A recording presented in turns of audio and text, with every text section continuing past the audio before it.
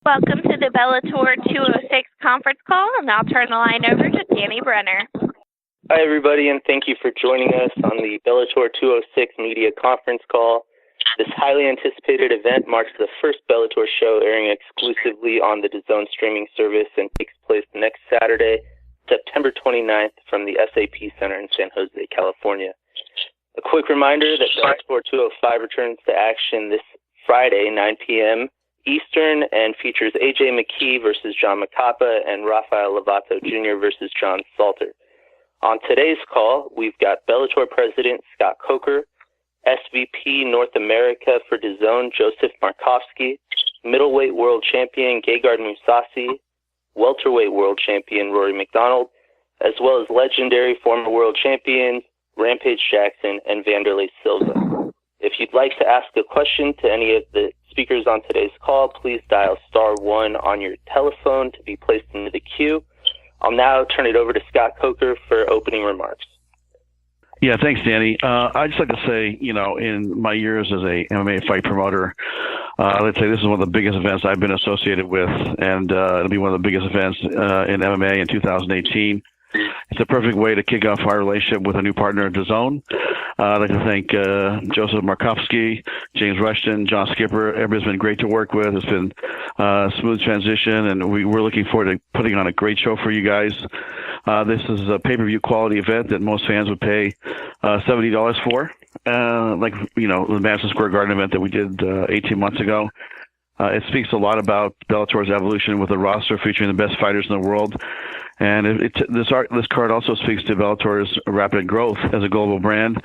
We feature fighters from all over the world, the Netherlands, Canada, United States, Russia, Brazil. Looking forward to seeing Aaron Pico fight, as well as all the fighters on the call today. So I wish everybody luck, and I'll pass it back to you, Danny.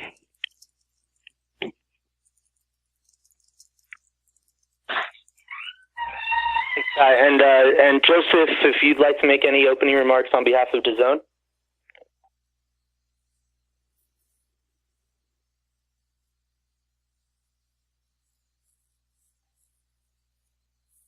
Joseph, are you there? All right, we might have lost Joseph. So, operator, if we can, we'll open it to the first media question, and then if Joseph returns, we'll let you guys know. Our first question comes from the line of Steve Duan with MMA Mania. Thank you, operator. My first question is for Quentin Rampage Jackson. This fight, the fourth in the series with Wanderlei Silva, is exciting to the MMA world because of the historic rivalry between the two. But what, sir, does it mean to you personally? Well, Wanderlei defeated me 2 times to my 1. I'm looking to even up the score. And how do you plan to do that here at Bellator 206 on DAZN? By beating his ass? Well, that's what you always say, but in particular, what do you feel is the one thing that you can work on to improve over your previous performances in Bellator?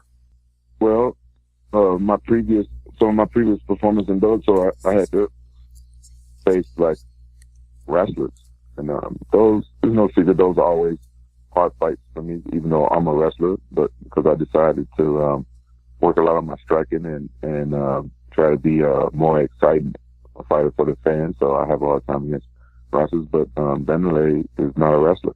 So I think that no matter what, I think I have a puncher's chance in this fight, and I think the way to beat Wanderlei is by beating his ass. Well, we look forward to seeing that then at Bellator 206. And to Wanderlei, do you agree with Rampage's assessment? And if not, how do you think you'll win the fight? Yeah, I know this fight for sure not going to be finished, and for sure I'm gonna beat him up or knock out him. All right. And what are your thoughts on renewing this historic rivalry that dates all the way back to Pride? Yeah, you can repeat. You can talk a little bit slowly, please. Sure. Can you tell us your thoughts on this historic rivalry continuing between the two of you that dates back to Pride? Yeah, well, this is the same rivalry because he knows and everybody knows and I don't like him. And he don't like me or each other, no? And for sure, it's going to be a good fight. All right. Thank you very much, sir. And for Gegard Mousasi, I want your thoughts on Rory MacDonald. Is he stretching himself too thin by going for your middleweight title while he's the welterweight champion? Well, I don't think so. I think there's a good chance. Obviously, there will be a weight difference, but not going to be much. Maybe 10 pounds. That's not going to decide who's going to win or not. But I'm coming in there to win. If I have to outpower him, I do that. If I have to outsmart him, I find a way to win. Doesn't matter the weight difference, but I feel like I'm the better fighter, and that's going to make the difference. Thank you, sir. Finally, for Rory MacDonald, he just said that he thinks he's the better fighter. Obviously, you're trying to prove that by going for 2 titles at once. So what is your response? Yeah, I mean, I'm just going to go in there and I'm going to fight hard. We're both well-rounded fighters, so this fight could take place anywhere, on the ground, standing, So I think it's going to be a hard-nosed fight. We're both skilled in all areas of mixed martial arts. So, I'm predicting that it's going to be a battle everywhere, and I'm coming ready. That sounds excellent. Gentlemen, thank you one and all. We've got Joseph Markowski, the SVP of North America for DAZN, back on the line. Joseph, if you'd like to make any opening remarks on behalf of DAZN, floor is yours. I'd love to, guys, and sorry for the technical issues.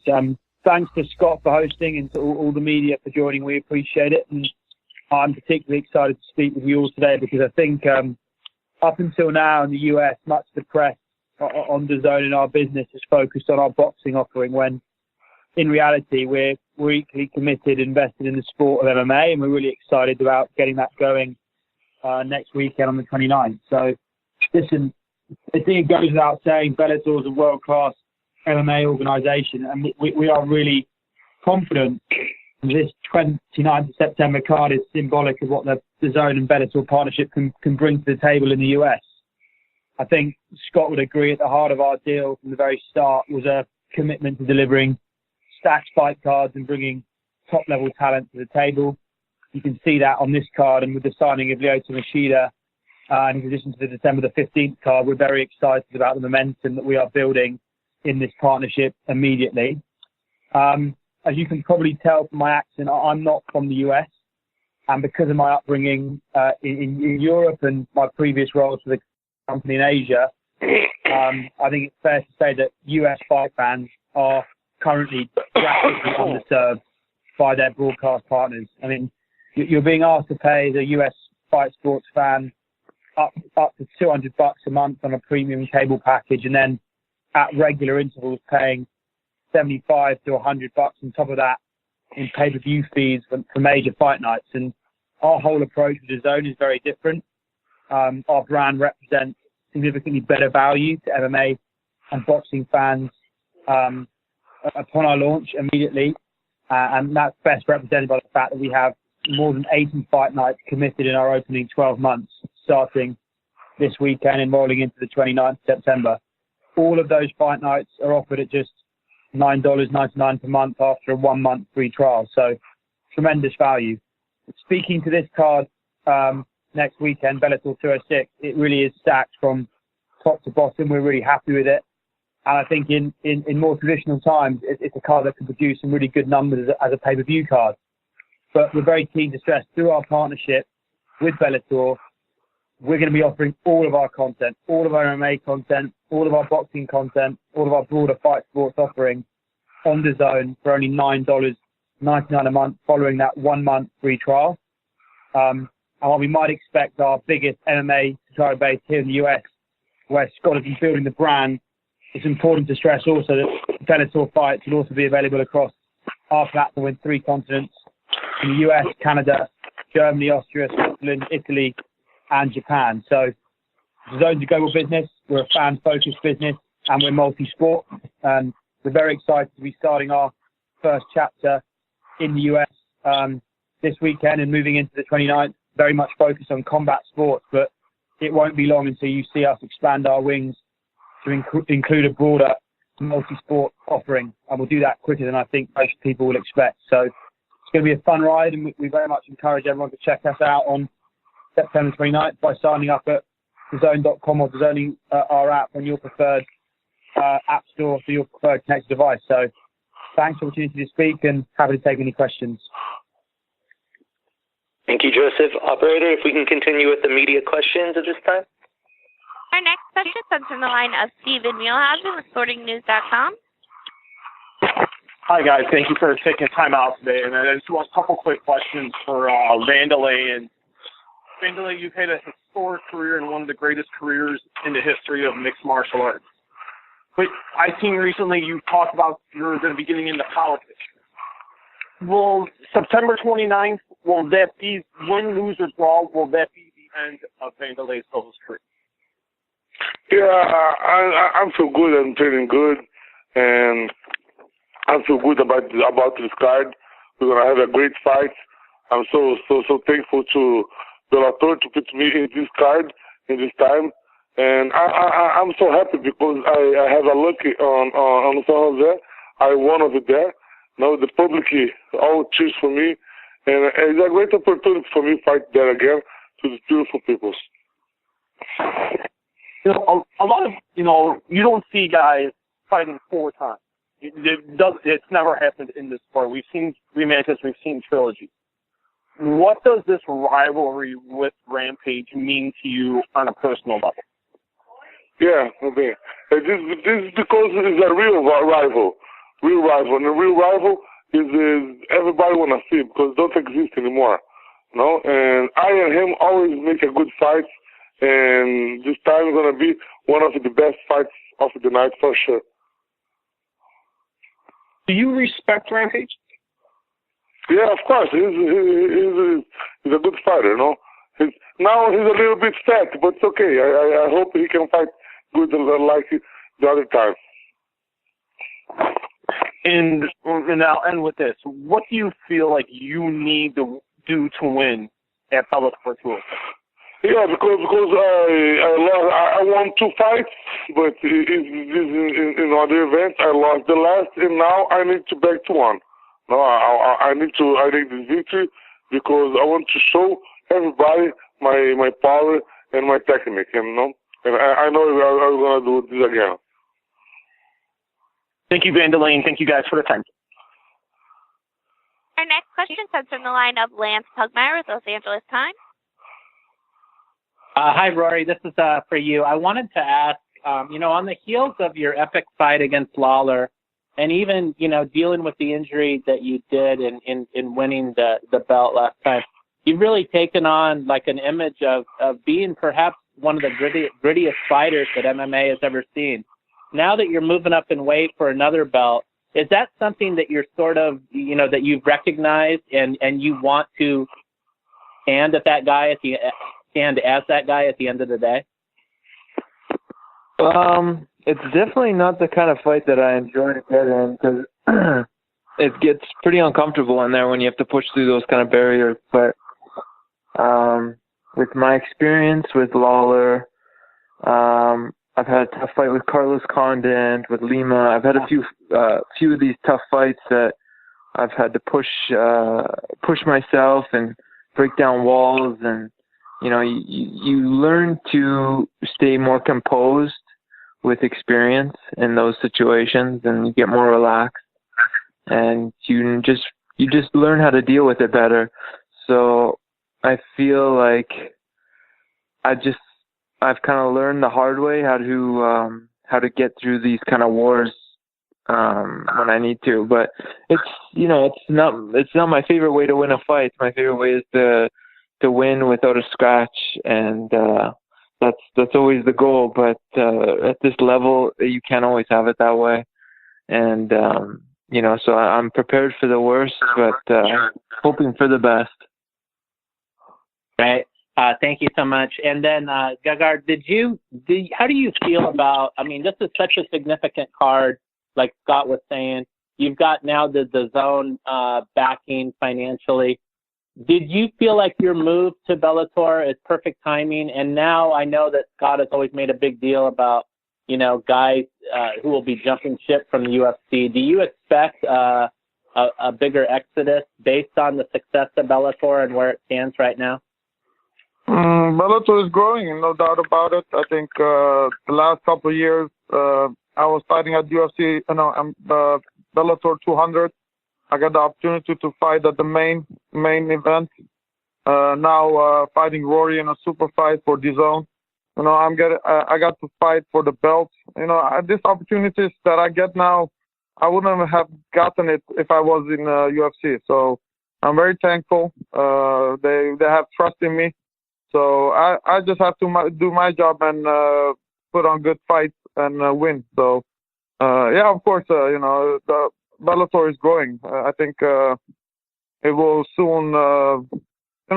It's growing. It's going very well. What can I say? Yeah, can you?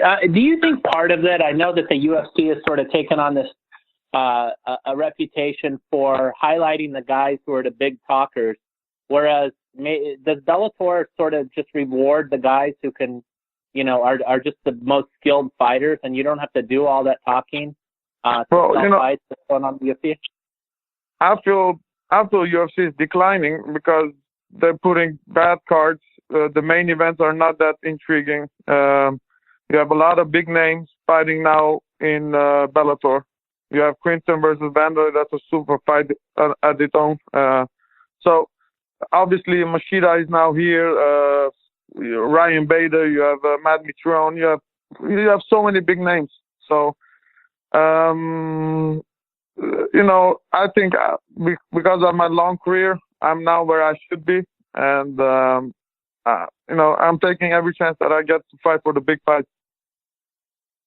Great. Thank you so much. I had one more question, if I can just sneak it into Rampage. Rampage, with Chuck Liddell and Tito Ortiz fighting, what do you think of that? And as a fighter who's a veteran himself, I mean, how cognizant do you have to be about, this is I'm nearing the end of the line here.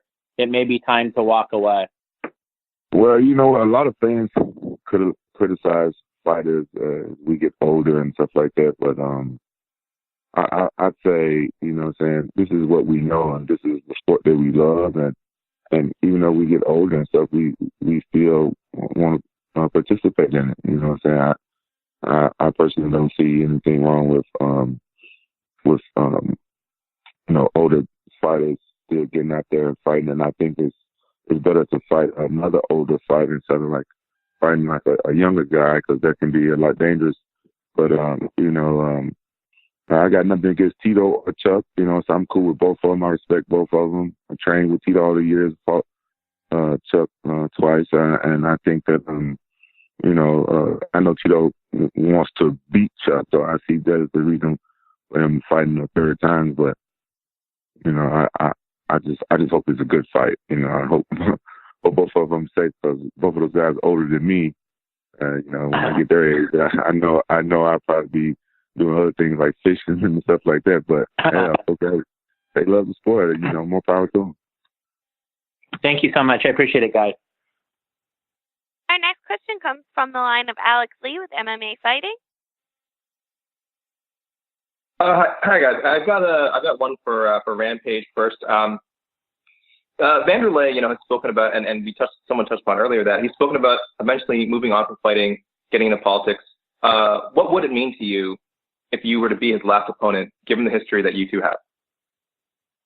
Well, no disrespect to Vanderlei, but I figured I was going to be his last opponent anyway, because after this fight, he's not going to even want to see a cage anymore. Okay, thanks. And for Gegard, kind of a little bit of a deep question, but it's been over 9 years since you last fought in San Jose. The arena was the HP Pavilion back then. What kinds of emotions or memories do you have going back to the same place where you beat Babalu to win the Strikeforce light heavyweight title? Well, at that moment, I was scheduled to fight in Affliction against Peter Belfort, I remember. But Peter Belfort didn't want that fight because he didn't want to go up to 205. And then we suggested to do a 195 catchweight. He didn't accept it, and then he went to UFC, and then he fought Rich Franklin, I believe, at that catchweight. So And then I was scheduled to make a lot of money at the Affliction, but of course the show got canceled. And then Scott gave me the opportunity to fight for the belt against Babalu. We didn't like it because we got paid less, but of course, at the end, it was perfect for me because I got to be in Affliction and I got to win the title. So I have a good memories of that. So, yeah, going back now, defense against Rory, a big fight. So hopefully we have a good result. And, yeah, that's the memory that I have from San Jose. Okay, great. Thanks, guys. Our next question comes from the line of Damon Martin with FlowCombat.com. Hey, guys. First question for Scott Coker. Scott, you have two fighters coming up here, potentially going to have two belts. If Rory wins, and then obviously you got Ryan Bader in the heavyweight tournament. Have you decided, will you allow both guys to keep both titles and defend both titles if that happens? where's your stance on that? Because technically you would have two champions holding two titles in two different divisions. Yeah, I mean, that's something that, that we'll sit down and talk to each fighter. And I think they're, should be treated independently of each other. Rory will enter the 170-pound tournament after this fight with Gegard. So, we'll talk to Rory and see how he felt. And a lot of it will depend on what the fighter wants to do. But, listen, that door is open, and we're not going to close it, but we'll take it on a case-by-case basis. Awesome. A couple of questions for Rory. Rory, you're going up weight to middleweight here. How are you handling the additional weight, and how confident are you in, getting that weight off pretty much immediately afterwards and going back to 170 because you're going to have a welterweight title defense, after this fight? I didn't put any other extra weight on. I'm just fighting at my natural weight. So it'll be it won't be a stress to get back to welterweight. Was that important for you to do that? Because you hear so many guys talk about, going up in weight requires you to add so much weight. Was that important to you not to do that, not to go that route? From my point of view, if I put on extra weight, it's just going to be fake anyway. It's just going to be, bloating weight that's going to slow me down and take away from my strength that I already have, being at my natural weight. So, after my Lima fight, I focused on improving some of my power and strength. But, besides that, I wasn't trying to gain weight or anything like that. So I'm fighting at my natural weight. It's not going to be a stretch for me. It's going to be an easy time making weight, and getting to welterweight will be no problem because I'm right where I was before anyway. And kind of a follow-up to that question I asked Scott, Rory, assuming everything goes well on the 29th and you're able to get past, Gegard and Mousasi, do you have it in your head to where you want to defend both titles? You want to hold on to both titles? Yeah, I would like to. I'd have to talk with Bellator because I have the obligation of doing the welterweight tournament, so that's going to take about a year. And I'm sure that the other middleweights are going to want a crack at the championship fight. So I guess we're just going to have to see. But, I mean, if I became the middleweight champion, I would prefer to stay that way. I wouldn't want to get stripped, but I understand that I have an obligation at welterweight doing that tournament. So I don't know. We'll see. I don't know. Okay. And one question for Gegard. Gegard, I know your opinion on rankings from past interviews, but I am curious, if you were able to go out there and beat a guy like Rory MacDonald in what is, quote unquote, a super fight, I mean, do you feel there's a case for you to be made that you are the best middleweight in the sport right now? I mean, nothing against Robert Whitaker or anybody else out there, but do you feel like a win here, should put you in that conversation where you are the best middleweight in the entire sport, not just Bellator? Well, I'm not chasing that title. I really don't care about that. All I care is on 29th, I have to be the best middleweight. And then 30 September, somebody else can be the best middleweight. For me, the goal is to be the best at 29. Obviously, it's all about matchups. If I would fight Whitaker, I think a guy who has good skills of stand-up can defeat him. So, I don't care about being the best or not, but on 29th, I need to be the best. Awesome. Thanks, Gegard. No problem. Thank you. the line of Ty O'Keefe with the Fight Network. Hey guys, thanks for taking the time to talk to us today. My first question is for Rory MacDonald. In your opinion, what has made Gegard Mousasi so successful throughout his career? Well, I think that he's well-rounded, and he's got a will to win. So he always seems to find a way to win, even if the cards are against him, and he's skilled everywhere. So it's really hard to beat a guy that's good everywhere. He could fight you standing, he could wrestle you, or he could submit you. He's dangerous off his back and dangerous on top. So I mean, he's a complete mixed martial artist. So, and there's not too many of those guys competing at the top level. So I don't know. He's got the skills, Yeah, he's definitely a well-rounded fighter. And just one more quick question for you. I know obviously you have a win over Tyron Woodley in the past, and it's hard to kind of ignore what's been going on over there in the 170-pound division. Where do you see Bellator's welterweight division, the level of it compared to the UFC's right now? I think they're competing very well. I like what Bellator is doing with management of it better. I think we have a more exciting division, especially with the way they're doing tournaments. I just think they're managing it better, their talent. They're giving us better opportunities. I mean, obviously UFC has great talent, but the matchups and the way they're managing it, I just don't find it very intriguing. And I find the fans are feeling the same way about it. Just a quick question for Gegard Mousasi. The same question I asked Rory. Throughout Rory MacDonald's career, in your opinion, what's made him so successful? Well, well-rounded as well, He's a stand-up, wrestling, everything is good.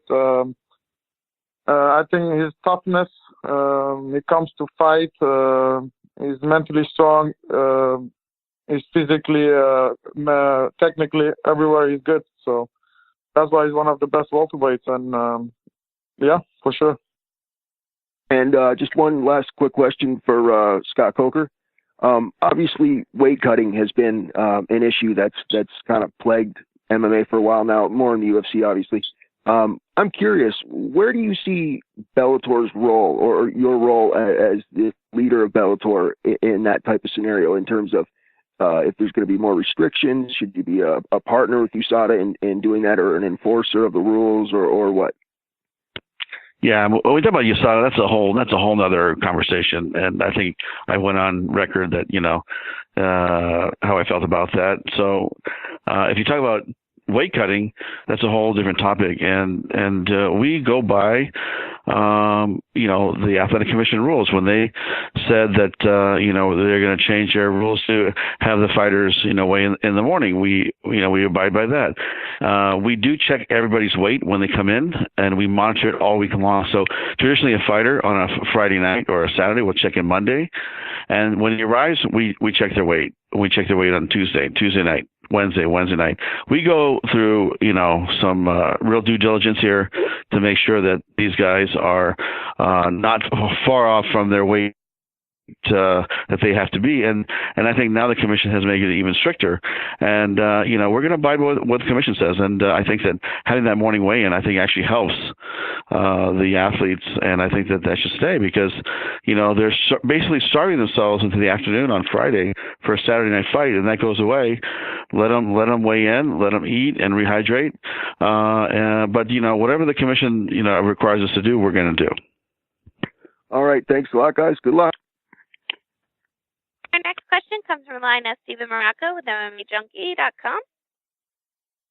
Hey, Scott. I just wanted to follow up a little bit on the question about the title. What's going to happen to the title with the Grand Prix going on? Is there any chance you guys get into the interim title business? We've talked about it, but it's not something that we're going to do for sure. But we almost did it with the Chandler Primus fight. with that matchup, and that's a whole different topic. But it is possible, Stephen. But right now, we're going to wait for these fights to roll out and see what happens and see how it shakes up, and see what comes on October 1st. Hey, speaking of that topic, what is the status of that fight, Primus and Chandler? Well, that's listen, you got four amazing athletes, that are the best fighters in the world here. I think we should focus on that. You can call me, and we'll have that conversation. Okay, fair enough. What do you think is a reasonable amount of time for middleweights to wait for the belt to be available if Roy does capture him? It depends. I mean, in past situations, it depends on, the other fighter when they're ready. But if it's, it's getting bottled up, we'll definitely have a conversation. Listen, I think with the, like in Rory's case, especially if things work out for Rory, he wants to stay busy. I know Gegard wants to stay busy. Everybody wants to stay busy. So, as long as they're not injured, we're going to keep moving and keep that belt busy. And a question for Vanderlei. It's been 12 years since you've fought at heavyweight. What's it like fighting that heavy or training that heavy at this point in your career? I'm so good because I'm not going to need to lose weight, and they're going to have my full power, and I'm fighting happy. The truth, I don't like to lose the weight anymore. I like to fight in my weight. My weight right now, like 220, and I feel really good. What do you consider to be your natural weight class at this point? Yeah, natural. I feel good. I'm training good. I train with the young guys. I train with a team. I don't have a camp. No, I train with the guys. I make the class. I make jiu-jitsu class, wrestling class. And I feel really good. I'm so happy to back to fight again. And I know this one will have a great show on the 9th September. How much do you think you'll weigh on fight night? Again, please? How much do you think you'll weigh when you actually step into the cage against Rampage? I think in 220 to 225 is okay. Gotcha. And Quentin, how are you feeling about fighting at heavyweight? Are you feeling more adjusted to the class? Yeah, I'm getting more adjusted to heavyweight. You feel better overall when you fight these days? Well, it doesn't bother me fighting at 205 or heavyweight. You know what I'm saying? Heavyweight, I don't have to cut weight, which is fine. So is there still a possibility that you could go back down that road in the future? I'm not sure. To 205, I'm looking right now. I heard that stem cell will give me a title as well, so I'm check into that a little bit more. I'm doing my research on it right now. Oh, so that's something you're still dealing with? Yeah, I'm still dealing with it. It's getting, I'm learning more and more about it on my own because, I found out that, sometimes doctors in America and specialists and stuff, sometimes maybe, who knows if they're like a great doctor. They can be a specialist or something, but who knows if they're a great doctor. And a lot of people with thyroid problems aren't like young athletes. They're like older people. And so most of the time I see a specialist, I'll be the first case. They don't have anyone my age and like an athlete, so they really don't know what's going on. Mm-hmm. When you hear Vanderlei talking about the rivalry that you guys have and not liking each other, do you still feel the same way after all these years? Well, I don't walk around hating people and stuff like that. No, this is my job. This is my career. So I don't like a lot of things about Vanderlei, but I'm not losing any sleep over it. Like I said, I'm always happy to get in the cage and punch him in the face. Gotcha. And for Rory, what do you expect to walk into the cage weighing when you face her? Same as I am now, 190 pounds. 190 pounds. Okay. All right. Well, that's pretty much all I got. Thank you very much. Our next question comes from the line of Gareth A. Davies with London Telegraph. Good evening, America, Holland, Brazil, Canada. This is London calling. And for the very famous one in the fifth of the famous five, Mr. Scott Coker, very good evening to you all. I'd like to ask, first of all, a question to Mr. Rampage, Quinton Rampage Jackson. You've so often in recent times, nah, damn, another opponent who's going to come and hump my leg. Finally, I suspect, you have an opponent across the combat arena from you who is going to throw down with you. How happy does that make you feel? And do you think he will?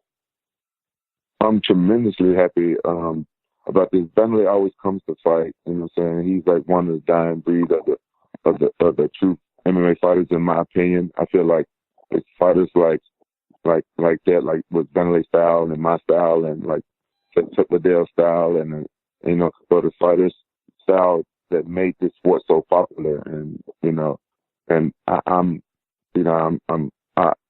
get tired of people misquoting me that I don't mind fighting wrestlers, but you know, if you wrestle somebody, take them down, ground and pound, try to submit, try to finish. But most guys these days, they just hold you down and try to stall out time and win on points. And you know what I'm saying, that's not what MMA is all about, you know. And so I'm super excited to be fighting against a opponent who's down to scrap, who's down to be entertaining. So excited. Thank you, Rampage. Vanderlei, you're a legend as well. You and Rampage are both incredible legends of the sport. There's very few quadrilogies ever in MMA.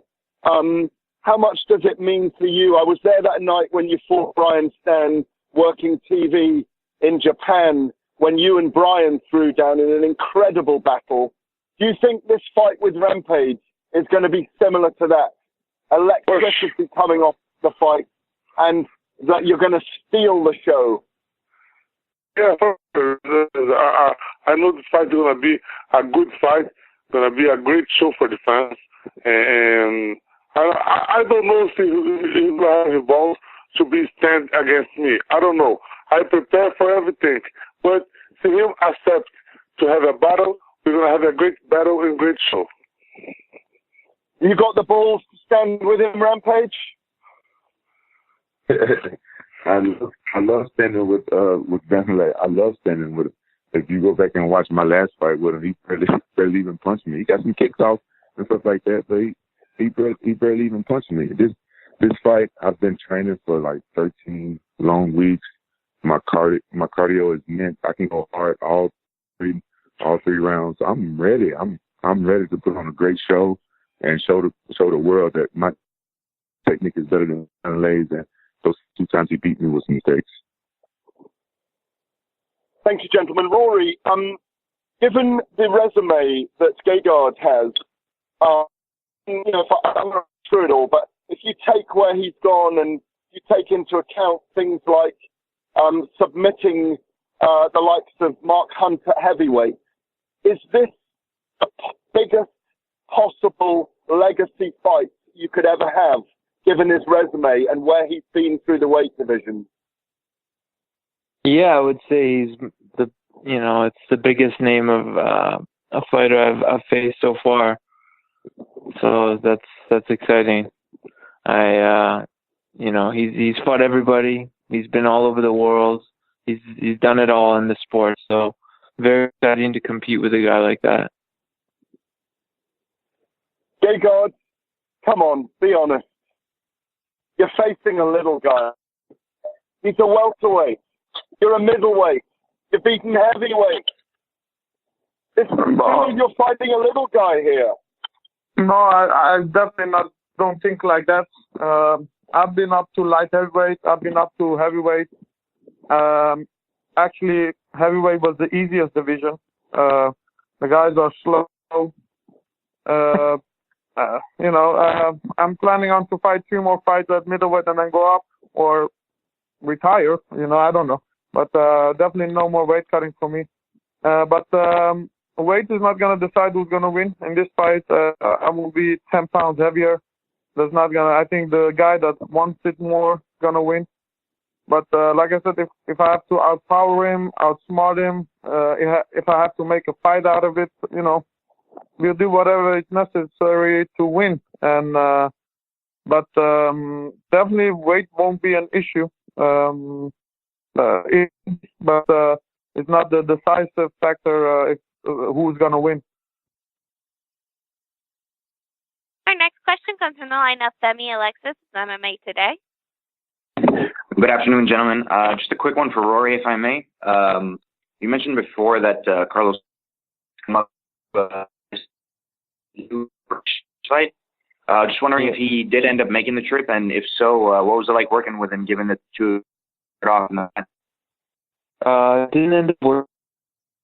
He worked his passport to. He got done in time, so it never worked out this time, but maybe in the future. All right, thank you. And just another quick one. How do you see the fight playing out on the 29th? I think it's going to be a great fight. I think it's going to be a battle of technique, our fight IQs, and also our physical capacity.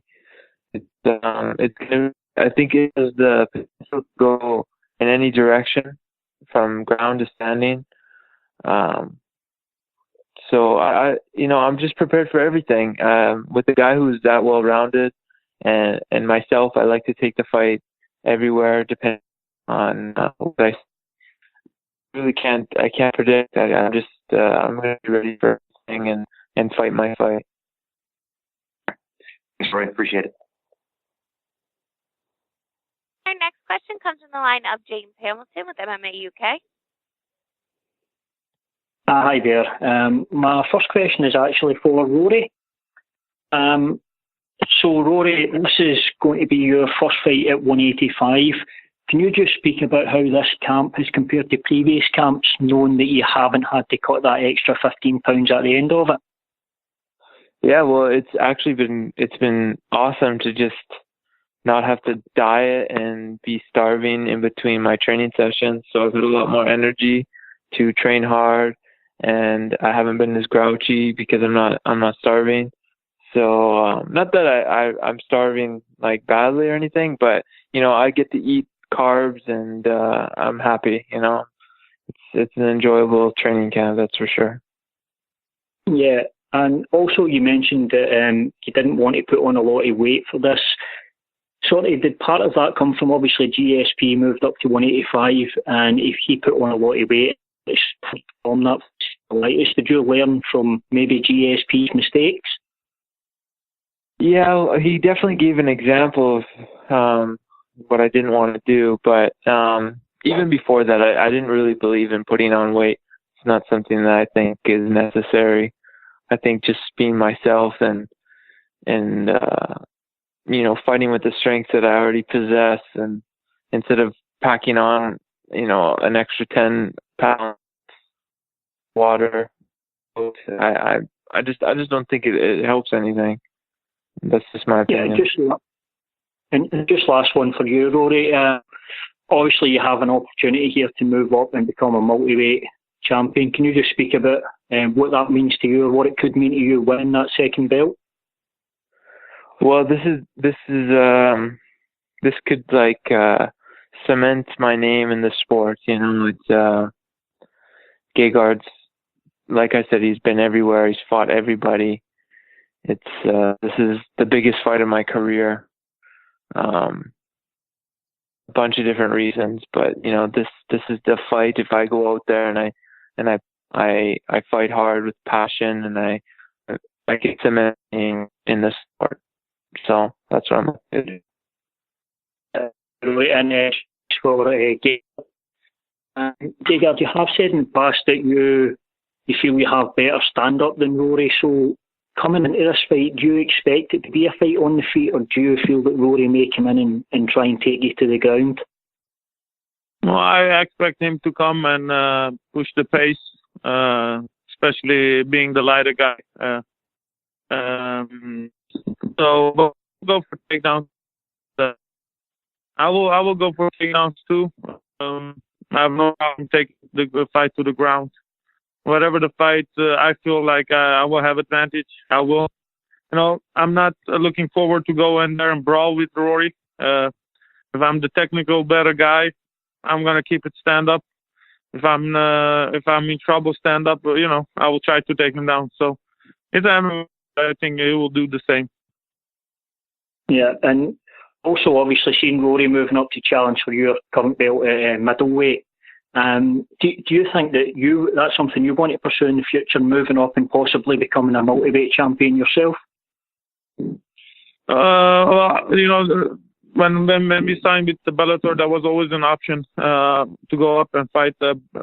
Now Ryan Bader is the champion, but I'm planning to fight 3 more fights at middleweight, and then I'm never gonna, because if I go up, I will never come down again. I've been cutting weight since when I was a kid. I'm tired of weight cutting, so if I go up a division, I will stay there. But planning to fight at middleweight a couple more times, finish contract. And then all my options are free, and then we go from there. And our last question comes from the line of Dylan Bowker with Liberty Multimedia. Awesome. Thanks for taking my call, guys. Question was for Rory. I mean, you got a huge fight coming up here with a champion in a different weight class, and then you're getting into a Grand Prix structure after that, which is something your former employer doesn't get so much into, the whole tournament structure thing, and you seem like a fan of that kind of stuff. Do you view the next calendar year as an opportunity for yourself to really cement yourself and get that capstone for your legacy overall, like the ideal sort of capstone? Sure, yeah, I'm just excited for a busy year. It's been a few years now since I've been really active. It just seems like I've been one fight a year sort of thing for whatever reason. Yeah, I'm just really excited. I have so many different opponents, and I'm just going to be a busy mixed martial artist. I'm going to be working a lot, and it's just about time. I'm happy. And you're in a rare position, being that you know who your next couple of opponents are. There's kind of like a tentative date for your coming fight with John Fitch here. So I'm kind of curious, like, are you compartmentalizing these fights as altogether separate things? Is there some degree of prep you're doing for John Fitch, and then you're just going to amp it up going forward? Like, what's the methodology for your next few months going ahead? I pretty much just focus on myself. Obviously, when you're preparing for someone, you kind of have an understanding of what they like to do a little bit, but at the end of the day, I like to just carry in my own skills and focus on what I do. So I'm not really focusing on anyone. I'm just really trying to dial in my own thing, getting ready for these fights. Yeah, I definitely get that and appreciate the insights. My next question is for Wanderlei Silva. Wanderlei, you expressed some degree of interest in fighting for Rizin on their New Year's Eve card. Is that something you're trying to get going? And if that's the case, are you looking to compete in a conventional MMA rules sort of fight? Would you be looking to compete in some sort of novelty martial arts thing, like the tag team grappling thing you had against Saku? Like, what are your plans in relation to Rizin's New Year's show? We're gonna check with Bellator what his plans for me. If he's gonna have a fight for me or on December or January, and what Stevie Coker say we're gonna do. All right, and with that, I'd like to thank all of you media for sticking around with us and spending your time with us this afternoon. A quick reminder that the event for Bellator 206 takes place next Saturday, September 29th, from the SAP Center in San Jose, and marks the first exclusive event that's streaming on the DAZN streaming service. Again, appreciate your time and have a great day.